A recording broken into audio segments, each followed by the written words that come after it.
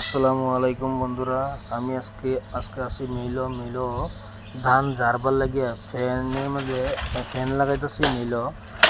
চাউলটা ঝাইরা বাইর হয় আর সুন্দর চাউল হয়, সুহল না থাকে। এই লিগে ফ্যান লাগাইতেছি। দেখুন আমি কিভাবে ফ্যানটা লাগাই আর কিভাবে মেশিনটা স্টার্ট করে মেশিনটা চালাই, ধানের থেকে কিভাবে চাউল ভরা হয় আর তুষ কিভাবে এক্সট্রা হয়। এটা গরুর খাদ্য, ধানের যেটা তুষ হয় এটা হলো গরুর খাদ্য।